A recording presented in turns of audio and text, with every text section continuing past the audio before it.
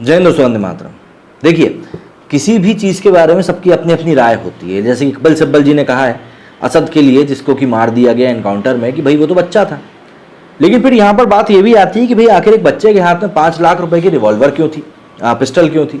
इसके अलावा जो उमेश पाल हत्याकांड का वीडियो वायरल हुआ था पूरा का पूरा सड़क के ऊपर, उस सड़क के ऊपर वो भी भगता हुआ दिखाई दिया था मारने के लिए, नीली शर्ट में क्रेटा से उतरा था वो। तो ऐसे में इन सवालों के बीच में कपिल सिब्बल का ये कहना कि भाई वो तो एक मासूम था, ये कहीं ना कहीं हजम होने वाली बात नहीं लगती। खैर, जो भी है, लेकिन इस समय इनके ये सारे जो कमेंट्स हैं काफ़ी वायरल हो गए हैं कपिल सिब्बल के, और लोग उनके ऊपर उनकी खरी खोटी भी कर रहे हैं। दरअसल पूर्व कांग्रेस नेता और वकील कपिल सिब्बल ने अतीक अहमद के बेटे असद के एनकाउंटर पर सवाल खड़े कर दिए। सिब्बल ने कहा है कि 19 साल का लड़का देश की सुरक्षा में खतरा कैसे हो सकता है। यही नहीं, कपिल सिब्बल ने इस मामले में सुप्रीम कोर्ट से हस्तक्षेप करने की भी अपील करी। उनके इस बयान के बाद नेटिजन्स ने उनको तगड़ी लताड़ लगाई। असद अहमद के एनकाउंटर को देखकर कपिल सिब्बल ने कहा कि आखिर 19 साल का लड़का देश के लिए खतरा कैसे बन सकता है। सिब्बल ने आगे कहा कि अगर वो सच में खतरा था तो उसके पैरों में गोली मारी जा सकती थी और उसको पकड़ा जा सकता था और उसके बाद आगे कार्रवाई करी जा सकती थी, लेकिन उसे मारने की आखिर ज़रूरत क्या थी। उन्होंने आगे कहा कि एनकाउंटर दिखाता है कि पूरे कानूनी ढांचे में ही दिक्कत आ चुकी है। केवल एनकाउंटर ही नहीं, पूरी प्रक्रिया को फिर से देखने की ज़रूरत है। सुप्रीम कोर्ट को इस मामले में स्वतः संज्ञान लेना चाहिए।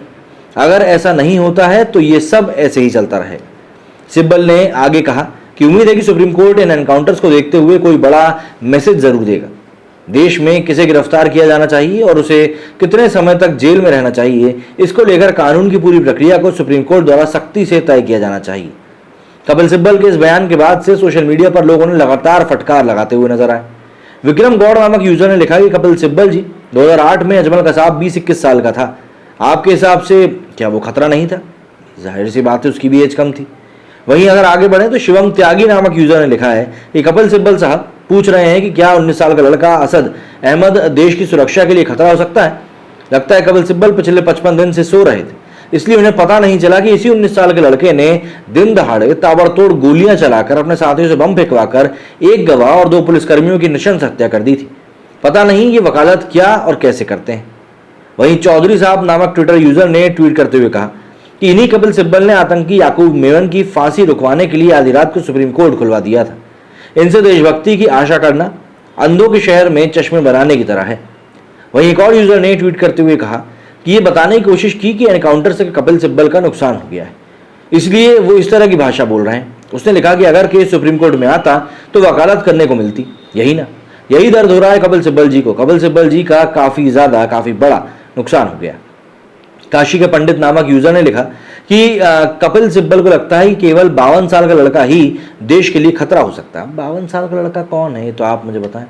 वहीं एक और अन्य यूजर ने लिखा कि कपिल सिब्बल का बेटा थोड़ी मरा था, वैसे भी कपिल सिब्बल तो कसाब को भी बचाना चाहता था। वहीं एक और ट्विटर यूजर ने ट्वीट करते हुए लिखा कि कपिल सिब्बल का कहना है कि 19 साल का असद देश और समाज के लिए खतरा कैसे हो सकता है। इसका जवाब यह है कि खतरा तो देश के लिए कपिल सिब्बल और कपिल सिब्बल जैसे लोग भी। वहीं पर एक और तुम्हारा आनंद नामक यूजर ने ट्वीट करते हुए लिखा कि कपिल सिब्बल के लिए तो श्री राम भी काल्पनिक थे और इस्लाम को मानने वाले शांतिदूत दूध के धुले हैं। अतीक अहमद ने खुद अपने बयान में पाकिस्तान के साठगांठ होने की बात स्वीकार करी थी। कपिल सिब्बल जी, हमें योगी जी का पूरा भरोसा है। तो वहीं एक और यूजर ने कपिल सिब्बल को फटकार लगाते हुए लिखा कि जब कोई अपना मरेगा तो पता चलेगा कपिल सिब्बल को। ये बात उमेश की विधवा पत्नी और बूढ़ी मां से पूछो कि उसने उनके घर के सामने उनके बेटे को गोलियों से छलनी कर दिया था। वाकई में ये जो भी लोग अतीक अहमद की मृत्यु के ऊपर इस समय विलाप रहे हैं, उन सभी को उन लोगों से जाकर मिलना चाहिए जो कि अतीक अहमद के अपराधों के भुगतभोगी हैं। तब शायद इनको भी समझ में आएगा कि भाई किस प्रकार की पीड़ा हुई है। खैर, काफ़ी वरिष्ठ लोग हैं, समझदार लोग हैं, ये लोग जानते हैं ये लोग क्या बोल रहे हैं। तो ऐसे में इनकी बात के ऊपर भी आपको गौर फरमाना ही चाहिए। आपका कहना है इस बारे में कमेंट करके ज़रूर बताइएगा। मेरे इस वीडियो में फिलहाल इतना ही। जय हिंद, जय भारत।